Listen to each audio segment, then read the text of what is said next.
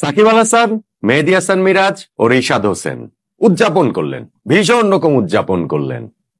Pakistan super লিগে তাদের দল লাহোর কালান্দার্স শিরোপা জিতেছে, ফাইনালে ওই রকম একটা এক্সাইটিং ম্যাচ জিতেছে, উদযাপন তারা করবেন না কেন?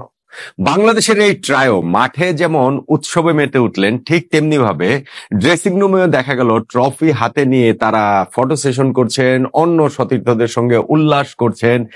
যদিও ফাইনালে 3 বাংলাদেশি ক্রিকেটারের মধ্যে 2 জন সাকিব আল হাসান এবং মেহেদী হাসান মিরাজ একাদশে ছিলেন না, ছিলেন যে রিশাদ হোসেন। তার ইম্প্যাক্টটাও যে খুব ভালো ছিল ফাইনাল ম্যাচের বিবেচনায়, ব্যাপারটা তেমন নয়।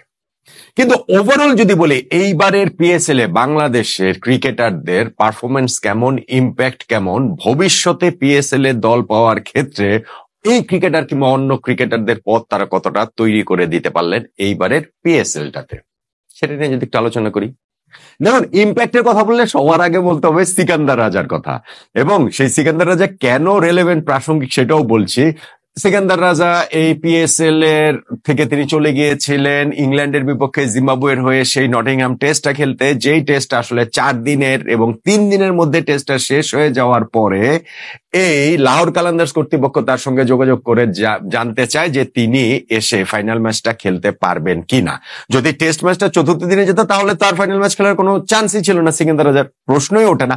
ইনফ্যাক্ট যেইভাবে এসে তিনি ফাইনালটা খেলেছেন সেইটাও কিন্তু কম রোমাঞ্চকর না। এই গল্পটাও বহু দিন ধরে বলা হবে যে নটিংহাম থেকে বন্ধুর গাড়িতে একসঙ্গে তারা কাছের বার্মিংহাম এয়ারপোর্টে গিয়েছে, সেইখান থেকে প্লেনে করে দুবাই এসেছে, দুবাই থেকে আরেকটা গাড়ি করে আবুধাবিতে এসেছে, কেননা আবুধাবি থেকে পাকিস্তানের ওই যে লাহোরের ফ্লাইটটা কাছাকাছি সময় পাওয়া যাবে, লাহোরে গিয়ে নেমেছে, সেইখান থেকে আবার এয়ারপোর্ট থেকে ড্রাইভ করে সরাসরি স্টেডিয়ামে টস হওয়ার জাস্ট 10 মিনিট আগে স্টেডিয়ামে গিয়ে পৌঁছেছেন এই সিকান্দার রাজা।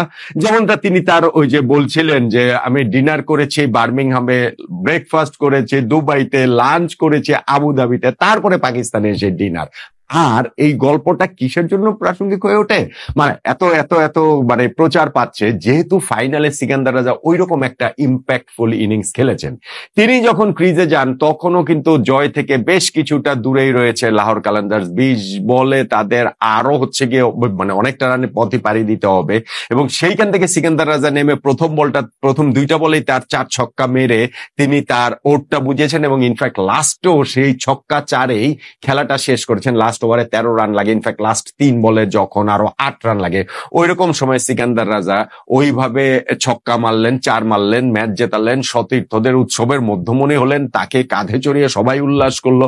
আমি সিকান্দার রাজার এটা প্রাসঙ্গিক বলছি কেননা সিকান্দার রাজা যদি না খেলতেন তাহলে লাহোর কালান্দার্স কি ম্যাচটা জিততো, এটা একটা প্রশ্ন, মানে যেইভাবে তারা জিতেছে। আর আরেক কারণে প্রাসঙ্গিক, সিকান্দার রাজা আমাদের সাকিব আল হাসানের জায়গায় একাদশে খেলেছেন। লাহোর কালান্দার্স 2টা একাদশ রেডি করে রেখেছিল। সিকান্দার রাজা যদি আসতে পারেন সময় মতো, যেটা তিনি 10 মিনিট আগে এসেছেন টসের, তাহলে সিকান্দার রাজা খেলবেন, নইলে সাকিব আল হাসান খেলবেন। সাকিব এখন ওয়ার্ল্ড ক্রিকেটে বা ধরেন পিএসএল বা ধরেন লাহোর কালান্দার্স টিমটাতে এরকম সেকেন্ড চয়েসই হয়ে গিয়েছেন।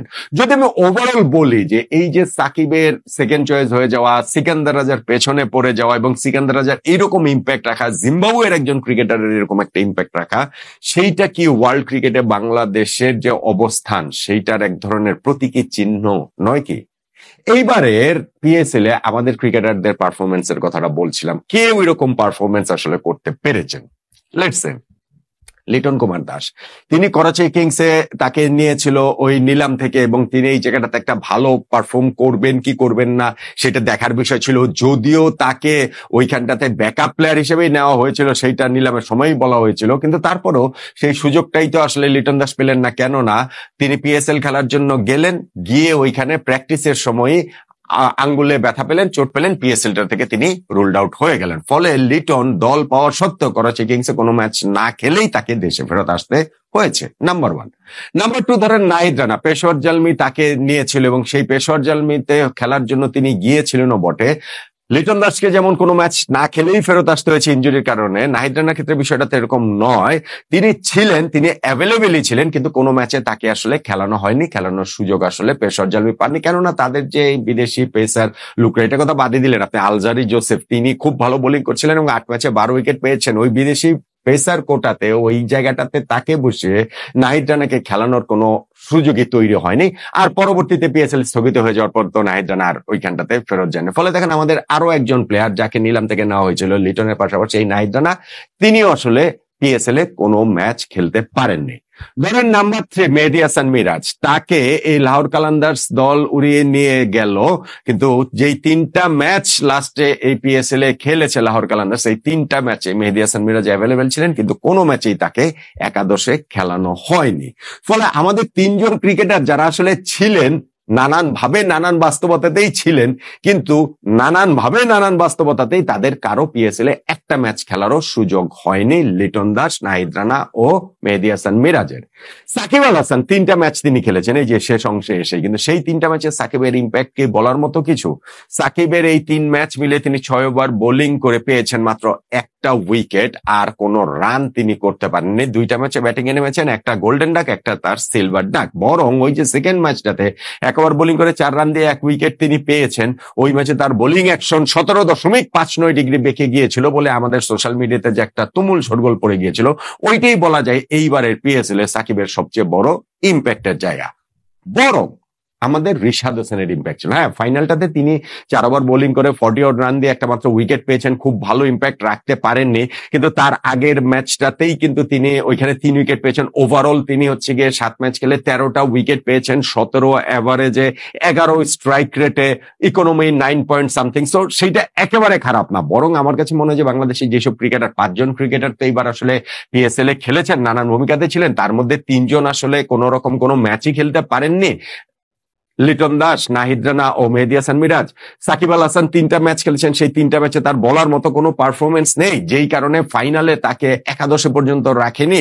এবং তার বিকল্প হিসেবে যাকে রাখা হয়েছে, যিনি খেলেছেন ওই যে 10 মিনিট আগে এসে, সেই সিকান্দার রাজার ওই রকম হিউজ ইম্প্যাক্ট, অনেকদিন গল্প করার মতো একটা ইম্প্যাক্ট, ফাইনাল জিতিয়েছেন তিনি, যে ইম্প্যাক্ট ব্যাটিং এ 7 বলে অপরাজিত 22 রান করে সেটা হয়েছে। এবং বরং আমাদের একমাত্র ক্রিকেটার রিশাদ হোসেন, তিনি বরং পিএসএল এ কিছুটা আলো ছড়িয়েছেন, 7 ম্যাচে তিনি 13টা উইকেট পেয়েছেন।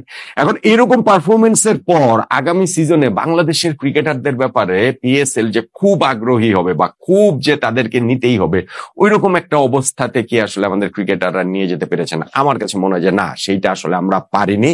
আমরা অনেক সময় অনেক কিছু বাড়িয়ে বলে ফেলি, একটা ওভার স্টেটমেন্ট দিয়ে দেই, এবং আমরা সবসময় শুধুমাত্র মুহূর্তে বাঁচি, আমরা ওই ফ্লোর মধ্যে বাঁচি, যেই কারণে মুস্তাফিজুর রহমান ধরেন আইপিএল এর শেষ কয়েকটা ম্যাচ, ওই যে 3টা ম্যাচ খেলার সুযোগ পেয়েছেন এবং সেখানে তিনি ভালোই বোলিং করেছেন, কিন্তু সেই ভালো বোলিং করার অর্থ যদি এইটা হয় যে আগামী আইপিএল এ মুস্তাফিজকে নেয়ার জন্য দলগুলোর কারাকারি পড়ে যাবে, এইটা বললে এই মুহূর্তে মার্কেট পাওয়া যাবে ওরকম চিল্লিয়ে, কিন্তু তাতে আসলে কাজের কাজ কিছু হয় না। ওইটা আগামী সিজনের হিসাবে আগামী সিজনেই।